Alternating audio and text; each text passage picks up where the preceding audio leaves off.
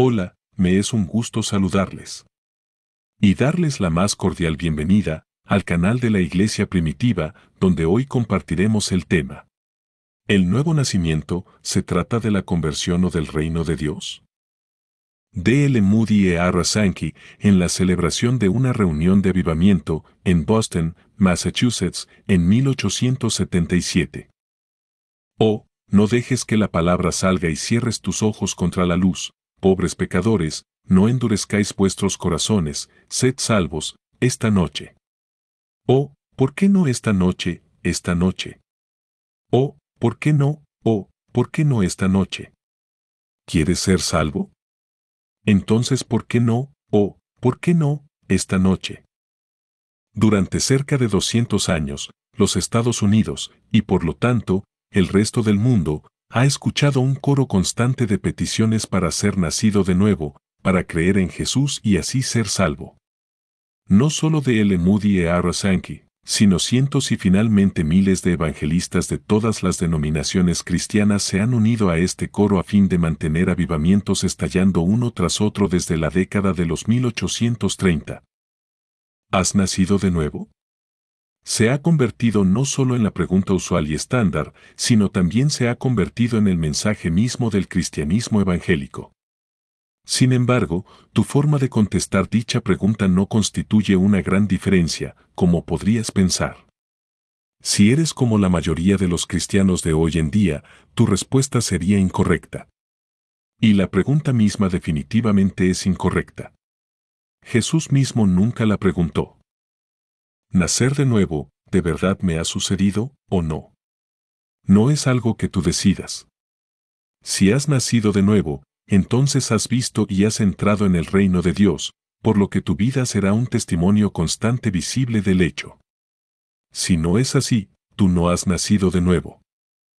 Un nuevo nacimiento estrictamente espiritual o invisible no puede existir. No pueden existir más que los seres humanos estrictamente espirituales e invisibles, estos sí pueden existir.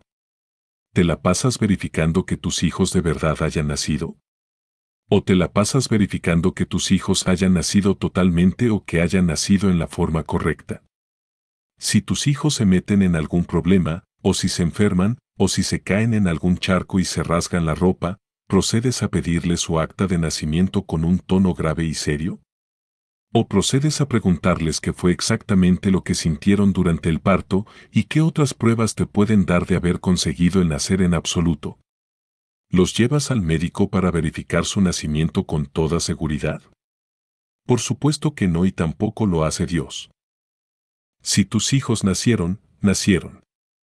Nunca tienes que pensarlo o discutir sobre eso de nuevo, ya que su nacimiento es evidente. Más bien te centras en mantenerlos sanos, creciendo, aprendiendo, activos y vivos. Lo mismo hace Dios. ¿Os es necesario nacer de nuevo? Solo la minoría más pequeña de todos los cristianos, solo una de cada 1000, o quizás uno de cada 1.000.000, se ha tomado la molestia de buscar estas palabras de Jesús y descubrir, a partir de su misma conversación con Nicodemo, de qué estaba él hablando. Para el resto de los cristianos de hoy en día, ser nacido de nuevo ha venido a significar nada menos y nada más que la experiencia impresionante, su crisis de conversión, en la cual se encontraron con la misericordia de Dios por primera vez. Generalmente sucede algo más o menos así: el borracho, el fornicario, el ladrón, el miserable pecador suicida, o el orgulloso fariseo vacío, llega a un punto en el que se derrite espiritual y emocionalmente. El peso de su propia culpa pesa tan fuertemente sobre su alma, que su vida comienza a desmoronarse y a romperse. Entonces, tal vez a través de alguna intensa predicación de fuego, algún llamado al altar, algún gran himno, o simplemente debido a una reflexión tenida durante un tranquilo paseo por el bosque, el pecador llega a un punto donde se siente abrumado con una compulsión interna de estar bien con Dios y de ponerse a cuentas con Él. El Espíritu de Dios le habla. Él escucha, o tal vez solo recuerda, la invitación de Cristo a venir a Él si uno está trabajado y cargado, para recibir descanso para el alma.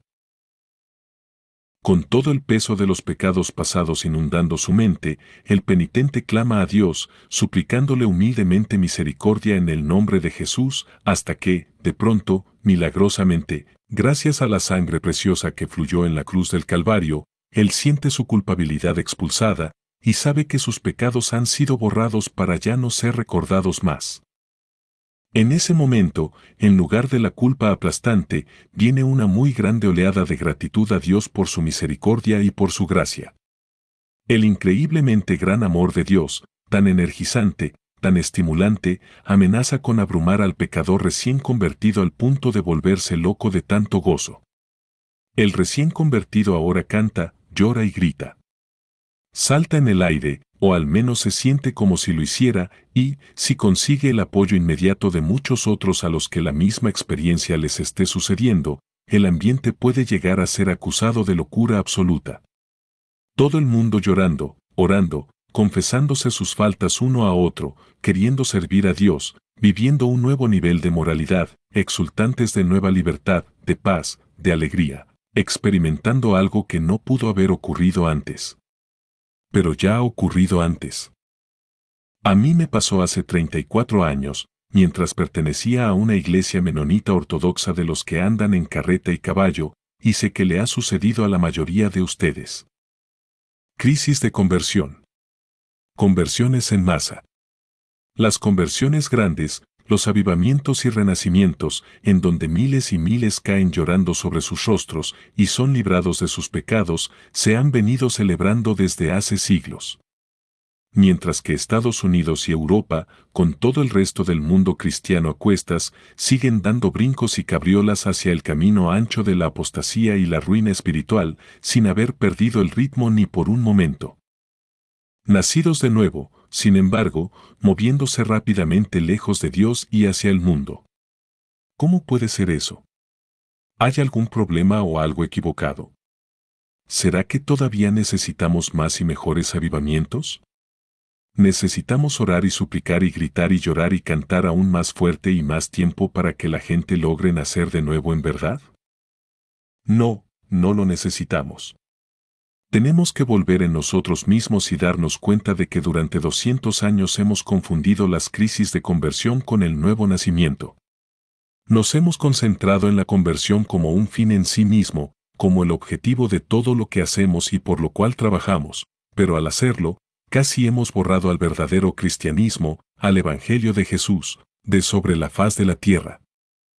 Un cristianismo que consiste solo en gente centrada en las crisis de conversión, un cristianismo que no va más allá de continuamente arrepentirse y creer y ser libertados de sus pecados, es por naturaleza débil, endeble, y es categóricamente incapaz de dirigirse en alguna dirección constante, y mucho menos en alguna buena dirección, de una generación a la siguiente.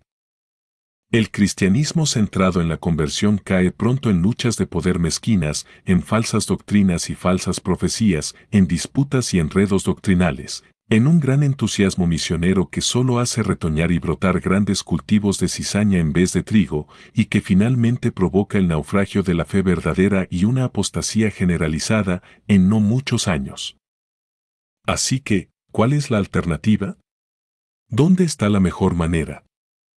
Podemos encontrar el camino si nos dirigimos al Evangelio de Jesús, a Juan, capítulo 3, para escuchar lo que realmente dijo él. Jesús dijo allí que tenemos que nacer de nuevo para ver el reino de Dios. ¿Lo has visto? ¿Me lo podrías describir? Nada me asusta más que el hecho de que, de prácticamente todos los creyentes nacidos de nuevo que he conocido en los últimos 30 años, solo la más pequeña de las pequeñas minorías tiene idea alguna concreta de lo que siquiera es el reino de Dios. O al menos de cómo se vería el reino de Dios si bajara del cielo a la tierra, tal como lo pedimos constantemente en el Padre Nuestro. El evangelismo moderno se ha centrado tanto en las conversiones que el nacer de nuevo se ha convertido en lo principal. Se ha convertido en la esencia de todo lo que predicamos o hacemos, mientras que la buena noticia del reino de Dios se ha perdido por el camino. ¡Qué engaño tan horrible! ¡Qué terrible situación y estado de las cosas mientras estamos al borde de una catástrofe global, todo cayéndose a pedazos a nuestro alrededor! La iglesia reducida a nada más que una clínica de partos que se mantiene trayendo almas a la vida espiritual, pero luego los deja varados directo en las aceras del mundo, en donde son completamente susceptibles de perderse. ¿Hay algo de malo en tener una experiencia de crisis de conversión? Por supuesto que no. Muchos creyentes, en particular los que han vivido en pecado por mucho tiempo, han tenido tal clase de experiencia, pero no todos los hijos de Dios la han tenido. Al igual que en un sentido natural, nacimiento del agua, hay una gran variedad de nacimientos espirituales. Para algunos, ocurre muy fácil, tan sutil como un silbido. Para otros, es una gran lucha de vida o muerte. El punto en el que nos podemos equivocar terriblemente mal es en constituir alguna forma especial de nacimiento, alguna experiencia especial de crisis de conversión, como una regla o estándar para toda la iglesia. O te conviertes gloriosamente y naces de nuevo, o no puedes estar aquí. Centrarse en las crisis de conversión nos lleva a la tontería y el error del testimonio glorificado. En vez de predicar la cruz que debemos cargar, y en lugar de dar testimonio del Evangelio del reino de Jesús, nos levantamos y contamos largos y sórdidos relatos, o escribimos libros enteros sobre las cosas horribles que hicimos y cómo fue que sorprendentemente fuimos rescatados de ellas. Ninguno de los apóstoles, ni siquiera Pablo, lo hizo.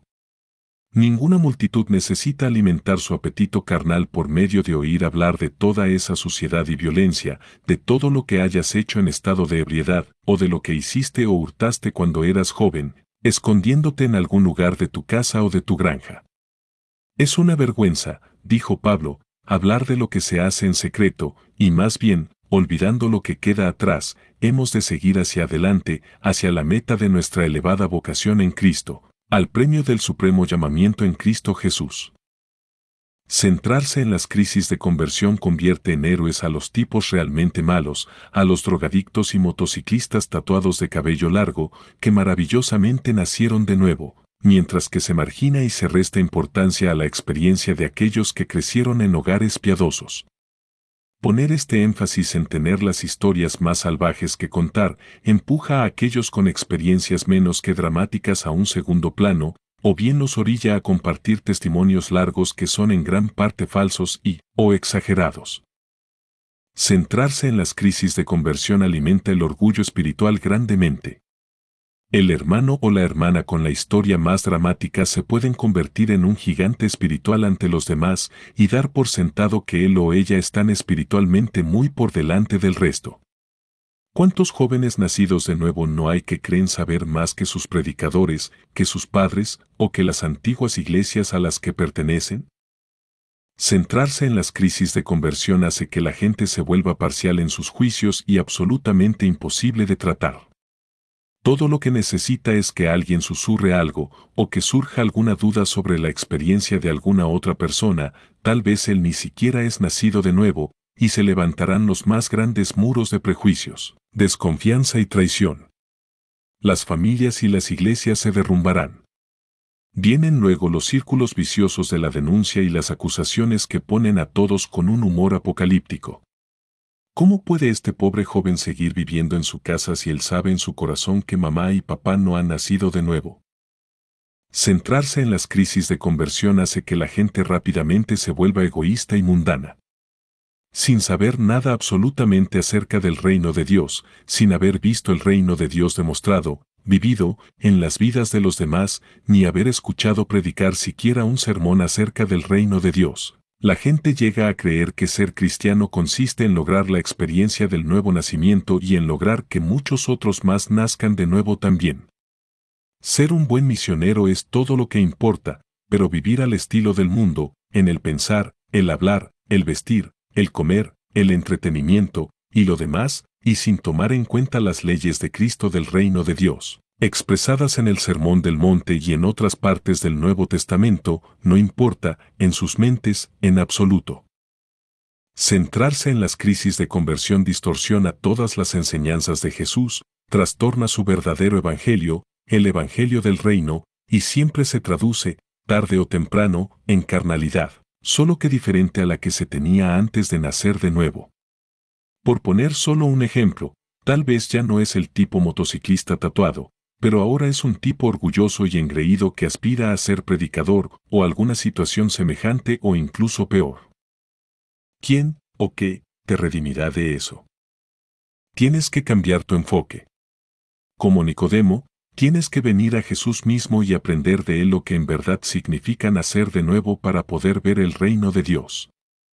Entonces verás toda la vida humana, la vegetal, la animal, en cada uno de sus aspectos, social, económico, espiritual, físico y eterno, bajo una luz totalmente nueva y poco común, antes desconocida para ti. De pronto, lo que estaba abajo irá hacia arriba, lo que estaba arriba se irá hacia abajo. Porque ver el reino de Dios es ver a Jesús. Sin una experiencia gloriosa, sin crisis de conversión sobre la cual hablar durante el resto de tu vida, pero verás al supremamente glorioso Hijo de Dios, resplandeciente, vestido con su ropa teñida en sangre, conquistando el universo completo, ahora mismo.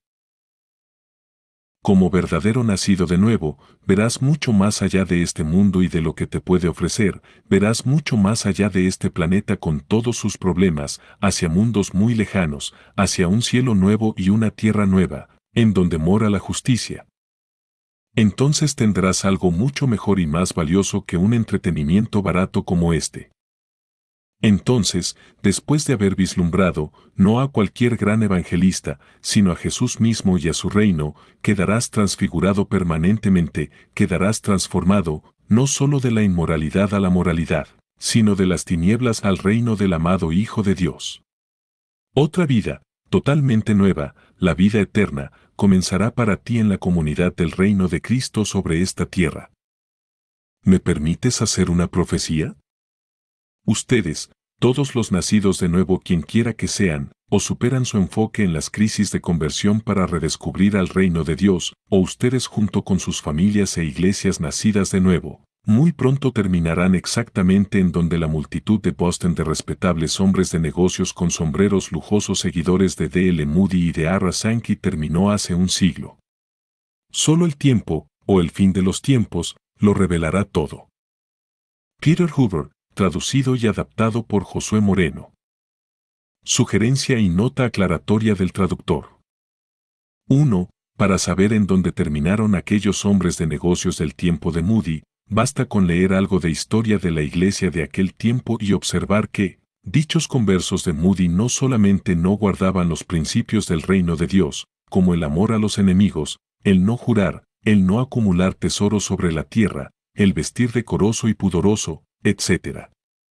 Sino que de toda esa multitud, muchos de hecho dejaron siquiera de congregarse en algún tipo de iglesia cristiana, o se convirtieron en simplemente cristianos calentabancas y, al indagar más de cerca, se verá que ocurrió exactamente lo mismo con los convertidos bajo prácticamente los 4 grandes despertamientos sucedidos en los Estados Unidos, siendo quizás una pequeña excepción el avivamiento de tiempos de Finney. Sin embargo, como lo dice el autor, solamente el fin de los tiempos lo revelará todo, incluso las intenciones del corazón. 2. Para conocer y entender, al menos en parte y a manera de introducción, a qué se refiere el autor del presente artículo cuando habla del reino de Dios. Recomiendo ampliamente leer todo el libro El reino que trastornó al mundo, del autor David Puckett, editado y distribuido por la publicadora Lámpara y Luz, así como el artículo Los dos reinos, de Rodney Q. Mast. Y a quien se interese más, recomiendo el libro El secreto de la fuerza, de Peter Hoover.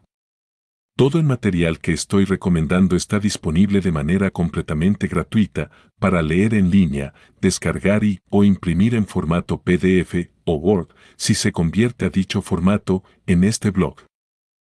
https://laiglesiaperegrina.blogspot.com/. Que la paz y la gracia del Señor Jesucristo esté con ustedes.